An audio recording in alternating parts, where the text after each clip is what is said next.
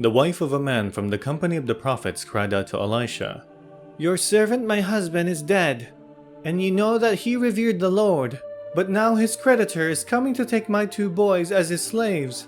Elisha replied to her, "How can I help you? Tell me, what do you have in your house?" "Your servant has nothing there at all," she said, "except a small jar of olive oil." Elisha said, "Go around and ask all your neighbors for empty jars. Don't ask for just a few. Then go inside and shut the door behind you and your sons. Pour oil into all the jars, and as each is filled, put it to one side." She left him and shut the door behind her and her sons. They brought the jars to her, and she kept pouring. When all the jars were full, she said to her son, "Bring me another one." But he replied, "There is not a jar left." Then the oil stopped flowing. She went and told the man of God, and he said, "Go and sell the oil and pay your debts. You and your sons can live on what is left." The Shunammite's son restored to life. One day Elisha went to Shunem, and a well-to-do woman was there, who urged him to stay for a meal. So whenever he came by, he stopped there to eat. She said to her husband, "I know that this man who often comes our way is a holy man of God. Let's make a small room on the roof, and put in it a bed and a table, a chair and a lamp for him. Then he can stay there whenever he comes to us." One day when Elisha came, he went up to his room and lay down there. He said to his servant Gehazi, "Call the Shunammite." So he called her, and she stood before him. Elisha said to him, "Tell her you have gone to all this trouble for us. Now what can be done for you? Can we speak on your behalf to the king or the commander of the army?" She replied, "I have a home among my people." "What can be done for her?" Elisha asked. Gehazi said, "She has no son, and her husband is old." Then Elisha said, "Call her." So he called her, and she stood in the doorway.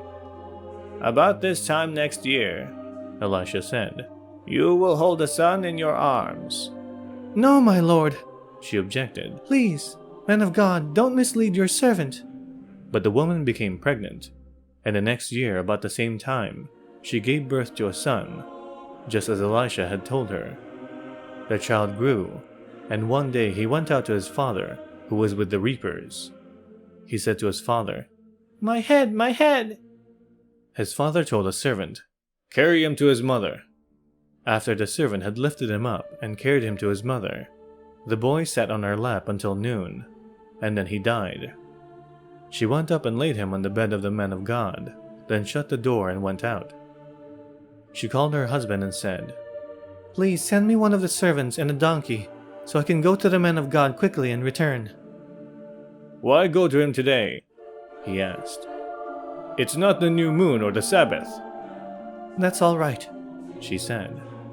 She saddled the donkey and said to her servant, "Lead on, don't slow down for me unless I tell you." So she set out, and came to the man of God at Mount Carmel. When he saw her in the distance, the man of God said to his servant Gehazi, "Look, there's the Shunammite.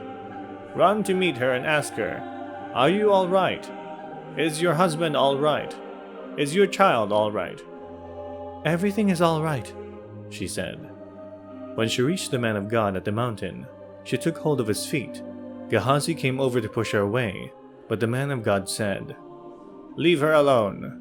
She is in bitter distress, but the Lord has hidden it from me, and has not told me why." "Did I ask you for a son, my lord?" she said. "Didn't I tell you, don't raise my hopes?" Elisha said to Gehazi, "Tuck your cloak into your belt, take my staff in your hand and run. Don't greet anyone you meet, and if anyone greets you, do not answer. Lay my staff on the boy's face."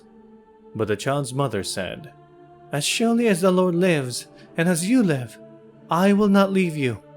So he got up and followed her.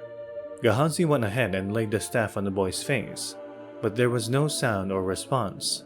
So Gehazi went back to meet Elisha and told him, "The boy has not awakened." When Elisha reached the house, there was the boy lying dead on his couch. He went in, shut the door on the two of them, and prayed to the Lord. Then he got on the bed and lay on the boy, mouth to mouth, eyes to eyes, hands to hands. As he stretched himself out on him, the boy's body grew warm. Elisha turned away and walked back and forth in the room, and then got on the bed and stretched out on him once more. The boy sneezed 7 times and opened his eyes. Elisha summoned Gehazi and said, "Call the Shunammite." And he did.